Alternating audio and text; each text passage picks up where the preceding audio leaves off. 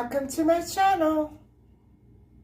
Hi everybody, welcome to my channel and to Vlogmas Day 6. And today we're going to just look a little bit into a few basic points in the history of Jesus. And again, I'm only going to be talking about this from a historical point of view, historical perspective, because I don't want to get into the spiritual or religious aspects of the both story. But a big question seems to be looming around the identity of the three men who went to allegedly visit Jesus on the evening of his birth. And so of the four Gospels, only the book of Luke presents the infant Jesus lying swaddled in the manger with Mary and Joseph, the shepherds, and the heavenly angels. So Matthew, however, describes the birth before turning to the travels of the three Magi who follow a guiding star in order to find the baby while bearing gifts of gold and other objects of value. So who were those three wise men who went to visit baby Jesus on Christmas Day? Another early example of this event appears in the 4th century marble sarcophagus from the cemetery of St. Agnes in Rome.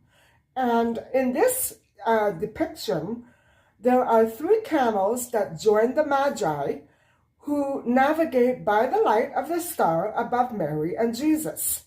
But by the 5th century, the elaborate portrayals of these three men overtook the other lesser elaborate scenes. So it became more and more elaborate as history went on. And so a mosaic completed around 435 AD at the Basilica of Santa Maria Maggiore in Rome shows the baby Christ seated in a jeweled throne, flanked by his mother, a mysterious woman, and a group of people, supposedly Joseph and the Magi, but the shepherds are not there. So that's different. So it's understood that the three men who visited Jesus must have studied the Jewish scriptures in their day, because they recognized signs of several prophecies. Contrary to popular depiction, however, the three Magi would not have been there to worship the infant Jesus on the night of his birth, but in later years. Now, Matthew uses the Greek word paidion, which means child or toddler, to describe Jesus, and not a newborn baby. So that's very conflicting. And the idea that King Herod, was killing toddlers at the age of 2 and younger was as a decision that he came to from the information given to him, suggests that Jesus was more or less a toddler and not a newborn when the three wise men appeared on the scene. So that's very interesting, isn't it? We don't know what version to believe. In other words, it is universally unknown exactly who these three Magi or three wise men were. And so Matthew describes them in the Bible as Magoi. I don't know if I'm saying that right, or Magus.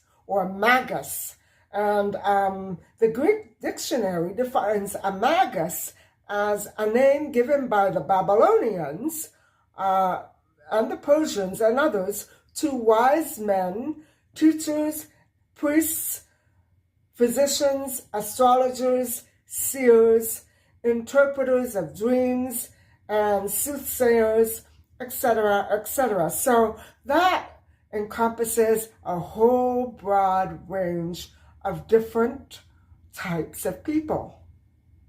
Wise, yes. Exactly who they were, we don't know. Let's talk a little bit about the nativity story and its context. And so that can be pretty confusing too, since there are several versions out there that have been circulating for centuries and centuries.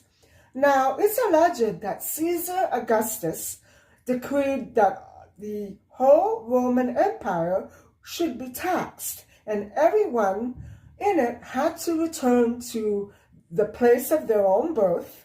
And so that is why, supposedly, Joseph, who Luke refers to as Mary's husband, and Mary both return to Judea and the city of David, which is Bethlehem. And so, according to Luke, once in Bethlehem, Mary gave birth to Jesus and wrapped them in swaddling. Then Luke goes on to explain that Mary then placed Jesus in a manger, as there was no room for them in the inn, which is referred to in the King James Version. And so they are supposedly staying in the stable. But was it actually a stable? Well, we are not sure. As for the date of Jesus, as for the day on which Jesus was born, which would be December the 25th, in the 4th century, it was actually decided that December the 25th would symbolize the birthday of Jesus Christ. And so that was not until the 4th century. And so in 4 BC, Caesar Augustus allegedly decreed that the whole Roman Empire would be taxed. And so Luke explains that they go back to Bethlehem. We're not exactly sure why, if that was the actual reason why they left to go to Bethlehem, or if it was actually something else. And so Joseph and Mary lived, Matthew's account says that Joseph and Mary lived in Bethlehem before moving to Nazareth. Okay. So very obviously, Matthew's account differs from Luke's account. And in Luke, he goes on to create a very probably improbable and contrived reason for their return to the birth city, explaining that everyone would be taxed. And so what people and scholars and other people have tried to ask in the past is that why couldn't they just simply be taxed in the current city where they lived and state their hometown when they completed the census? Well, who knows? Maybe things were just simply so different then that it could not be completed, or maybe it wasn't the real reason that Mary and Jesus traveled to Bethlehem. And yet again, other people ask, well, how did Mary, pregnant Mary, who was about to give birth, manage to endure that 70-mile journey on a donkey? She was about to give birth. Well, we don't know. We don't know that either. So let's get back to the stable. What about the stable in which Jesus was born? The Greek word kataluma could be translated as an inn, but it also it could be understood as a simple guest room. So that throws us off the real track a little bit. And so it's more likely that the gospel writer was thinking of a guest room rather than a commercial inn for routine travelers. So are you getting my drift? It could have been a private home. And so it might be then that the Mary and Joseph, the couple who were staying with relatives during their return to Bethlehem, they were offered this guest room by relatives. But then that guest room became unavailable. Well, we just don't know what the real version is. So much has been lost in the translation that we really have to wonder and guess what the writers meant back in that century when they were writing all of these scriptures out and all of these stories. We don't know what the actual truth is. We don't know what's embellished or what was understood incorrectly. So, yeah.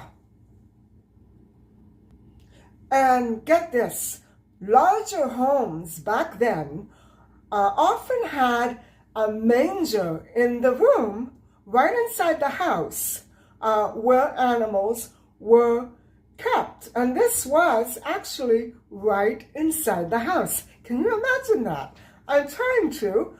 And it was not always, or most often, not a separate barn or stable that was reserved for animals only. But it was, they coexisted. I'm trying to imagine it.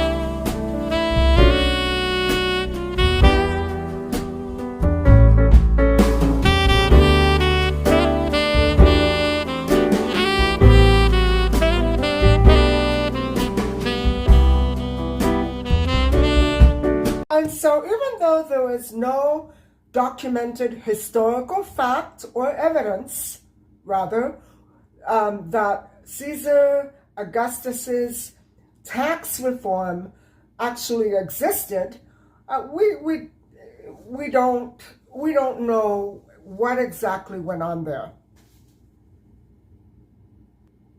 Therefore, there is no evidence for the census or the tax of the Roman Empire, and the Bible never makes a specific mention of when precisely baby Jesus was born. And furthermore, the idea of Mary and Joseph being turned away from an inn or a hotel is very highly likely the result of an error in translation. So, yeah, what do you make of that? Luke's version of the Nativity is the fullest account of Jesus' birth that we can find in the Bible. And it is very beautiful, isn't it? And so it's also a very inspiring story about the difficult hardship in which the Messiah was brought into the world.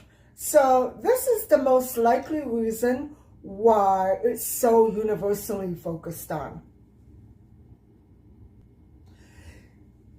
In terms of authorship, Matthew was the person who spent many years following Christ, and he benefited from first-hand stories, and Luke was a historian who didn't actually know Christ, but who carefully investigated the historical context and the claims of the apostles by speaking to people who were also present for those events that were written about in the Bible. So Luke and Matthew both had a lot going for them in terms of the authorship and the authenticity of the authorship of the stories that they wrote in the Bible. So I hope that you found that interesting. I found it absolutely fascinating. And I remember studying this period of history in university. I know that all schools study that period of history, but university tends to focus more on detail and less on the big picture, I guess. And so it's funny that we still haven't managed to put a precise date on the birth of Christ, but I would say that December the 25th is the traditional date for his birthday, and I will continue to celebrate it, celebrate the birth of Christ, and also all the other niceties that go along with it. So I'm feeling a little cold. I was wondering if you would care to join me for a real homemade Bailey's latte with alcohol. Yes, that's the one. So I have 3 ingredients here, and I've made the coffee, and now I'm going to warm up this cream, and I'm going to froth it, and I'm going to add that. I'm going to add them all together.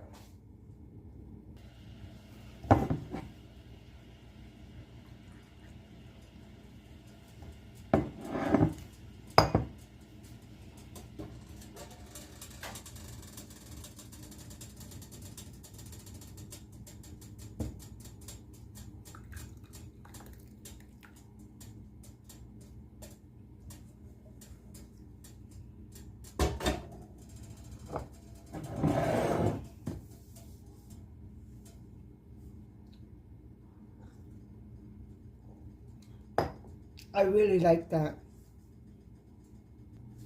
So guys, I hope that you enjoyed this little visit in my kitchen here, and that you will find the time and the opportunity to make yourself one of these at home. They taste wonderful, and it's my favorite. So thank you very much for listening and watching, and I will see you tomorrow for day 7.